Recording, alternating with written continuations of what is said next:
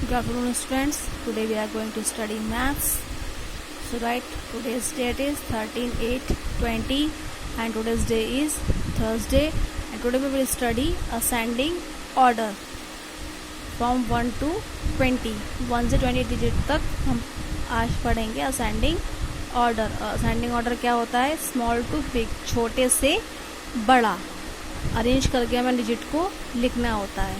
सीखते हैं पहले क्या करना है. सपोज आपको डिजिट दी हुई हैं 4, 8, 2 और 7.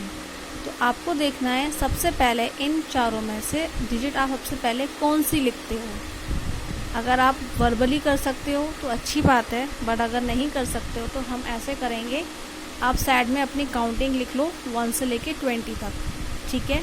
लिखने के बाद अब आप इसमें देखो, इसमें क्या है, फर्स्ट 4, यहाँ लिखा है 4. आप क्या करो, 4 पे हल्का सा निशान लगा लो. उसके बाद क्या है नेक्स्ट 8, फिर आप 8 पे लगा लो. उसके बाद क्या है 2, फिर आप 2 पे लगा लो. और उसके बाद क्या है 7, तो आप 7 पे लगा लो. है ना, हमने चारों लगा लिए.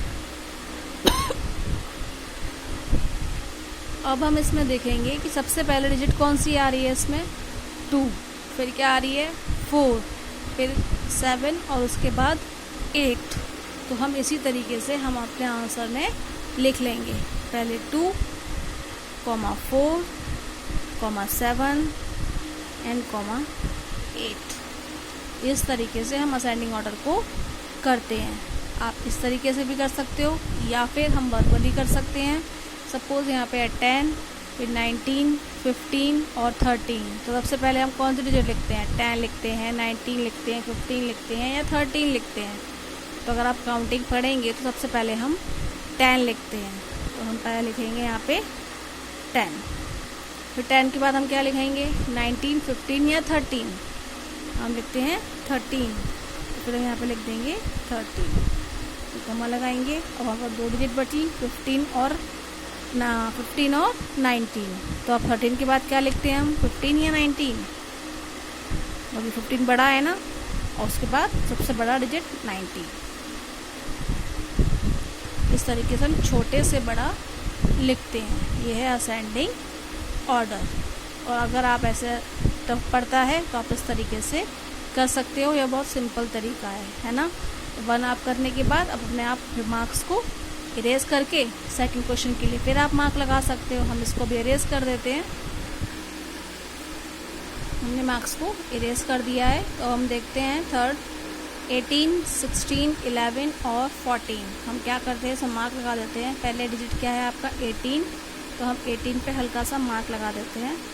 उसके बाद 16, तो 16 पे हल्का सा मार्क लगा देते हैं. उसके बाद 11 पे हमने हल्का सा मार्क लगा दिया. और उसके बाद 14, हमने 14 पे हल्का सा मार्क लगा दिया. अब आप इसमें लाइन से देख सकते हो सबसे पहले डिजिट कौन सा मार्क है हमारा, 11. उसके बाद 14 मार्क है, फिर 16 और उसके बाद 18. तो इसी तरीके से हम अपने आंसर में लिख देंगे. पहले हम लिख देंगे यहाँ पे 1, 1, 11. After that 1, 4, 14. Then 1, 6, 16 and 1, 8, 18. In this way you can do ascending order. कि छोटे से बड़ा हमने लिख लिया, है ना, सिंपल तरीका. आप ऐसे कर सकते हो. Next is 9, 5, 1 and 6. तो छोटा डिजिट इसमें से कौन सा है, सबसे छोटा मीन्स सबसे पहले जो आप डिजिट लिखते हो काउंटिंग लिखने में. तो हम लिखते हैं सबसे पहले 1. तो हम यहाँ लिख देंगे 1, 1 के बाद कौन सा डिजिट बड़ा है, 9, 5 या 6. तो हमें पता है कि क्या बड़ा है. आप इसमें अगर मार्क करके ना देखो तो आप ऐसे भी देख सकते हो कि 1 के बाद कौन सी डिजिट बड़ी है, 5 इसमें दी है ना. तो हम लिख देंगे 5.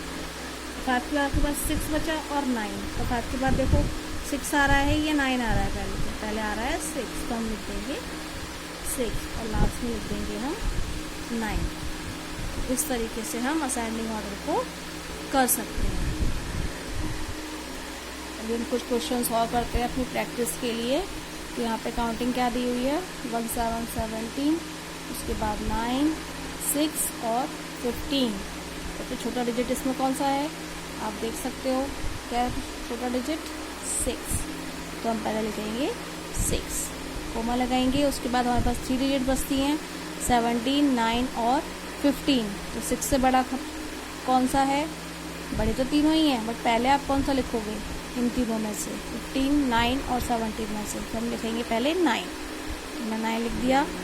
उसके बाद 15 और 17 बचा, तो हम क्या लिखेंगे? 1, 5, 15 और लास्ट में हमारा क्या बचा? 1, 7, 17। So in this way you will do the practice of ascending order. So do these 3 questions by yourself and do the practice of ascending order, which is from small to big. Thank you. Have a nice day.